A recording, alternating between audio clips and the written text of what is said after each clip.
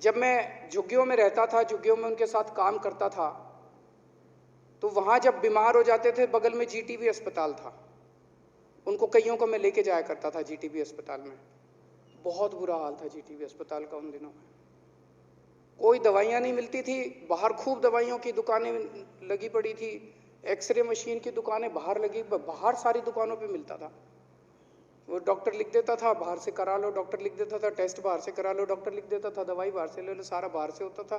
GTB अस्पताल का बुरा, उस टाइम सोचा नहीं था कि एक ऐसा मौका आएगा कि हमें ये जीटीबी अस्पताल ठीक करने का मौका।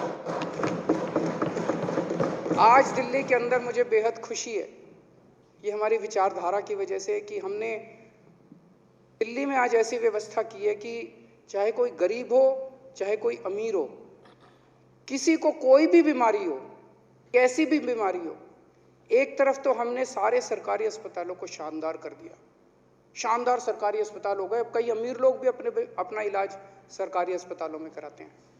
एक तरफ तो सरकारी अस्पताल अच्छे कर दिए, मोहल्ला क्लिनिक खोल दिए, खूब सारे सरकारी अस्पताल बन रहे हैं, अस्पतालों की कमी नहीं छोड़ी, पॉली क्लिनिक बन रहे हैं। और दूसरी तरफ सबका इलाज, सारा इलाज फ्री कर दिया, दवाइयां भी फ्री, टेस्ट भी फ्री।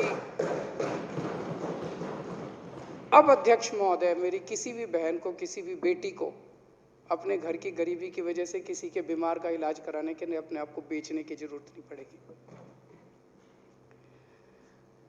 अध्यक्ष महोदय, जब वहां काम किया करता था, हम देखते थे राशन खूब चोरी होता है, गरीबों को राशन नहीं मिलता।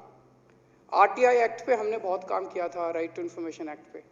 राइट टू इन्फॉर्मेशन एक्ट की एप्लीकेशन डाला करते थे यहीं सेक्रेटेरिएट में आके, और राइट टू इन्फॉर्मेशन से जो रिकॉर्ड निकलते थे राशन वालों के, कि राशन, उसमें सबके अंगूठे के झूठे निशान हुआ करते थे। अंगूठा लगा लगा के सबका राशन निकाल रखा था लोगों का। और जब लोगों से जाके पूछते थे, भाई तेरा अंगूठे का निशान है, कहता जी मैं तो राशन ही नहीं लेने गया, मेरे को तो मिला ही नहीं, दुकान तो खुली ही नहीं। तब से सोचते थे यार कैसे इसको राशन व्यवस्था को ठीक किया जाए। तो हमारे दिमाग में आए door step delivery of ration हो सकता है, राशन की चोरी रोकी जा सकती है। मुख्यमंत्री तो बन गया अध्यक्ष महोदय, आज तक इसको दिल्ली में लागू नहीं कर पाया, लेकिन ऊपर वाला है, एक खिड़की बंद करता है तो 10 खोल देता है। दिल्ली में ना से पंजाब में लागू करके दिखाया।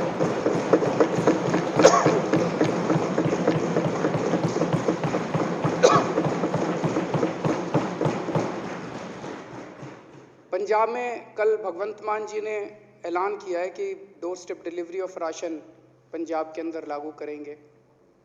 अध्यक्ष महोदय, 4 साल हो गए मेरे को जूते घिसते घिसते केंद्र सरकार के, सबके पैर पड़ा मैं, सबकी मिन्नतें मानी मैंने। कहा इसमें मेरा तो कोई इंटरेस्ट नहीं है, मैं तो चोरी बंद ही कर रहा हूँ राशन की, मेरे को कर लेने तो डोर स्टेप डिलीवरी। करने नहीं दिया इन लोगों ने। ये पहले हमारे मोहल्ला क्लिनिक रोके, 2 साल तक मोहल्ला क्लिनिक की फाइल लेके बैठ गए, किसी तरह से करा के ले आए। फिर सीसीटीवी कैमरों की फाइल लेके बैठ गए, फिर मेरे को, इनको, गोपाल जी को धरना करना पड़ा एलजी साहब के यहाँ, फिर वो सीसीटीवी की फाइल क्लियर करी। ये जो व्यवस्था है ना, पिछले 75 साल से चली आ रही है। 75 साल से इस देश के अंदर जितनी सरकारें आई, सरकार मतलब काम रोको, सरकार मतलब जनता को कुछ करने ना दो, सरकार मतलब जनता के काम रोको, रोकने के लिए बनी है ये सरकारें। पहली बार एक सरकार आई है जो जनता के काम करने के लिए बनी है। इस देश के लोग बहुत आगे बढ़ना चाहते हैं, इस देश में बहुत टैलेंट है। अब ये मनीष जी बिजनेस ब्लास्टर करवा रहे हैं स्कूलों के अंदर, क्या टैलेंट निकल के आ रहा है, क्या शानदार बच्चे ऐसे ऐसे आइडियाज लेके आ रहे हैं। इन बच्चों को आगे बढ़ने देना है अपने को, इनको रोकना नहीं है।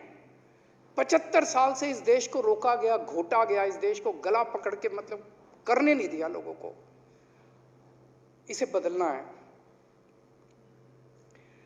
अध्यक्ष महोदय, इस देश में जब भी कोई आदमी सुनता है कि इन नेताओं ने भ्रष्टाचार कर दिया, उसके आग लग जाती है अंदर, मन करता है यार कुछ करो इसका। इतना भ्रष्टाचार, इतना भ्रष्टाचार 75 साल में इन सारी पार्टियों ने, इन्होंने, नेताओं ने लूटने में कोई कसर नहीं छोड़ी, जम के लूटा इन्होंने। वो दूसरे वाले हैं, उनकी लंबी लिस्ट है, कॉमनवेल्थ गेम्स, 2G, कोयला,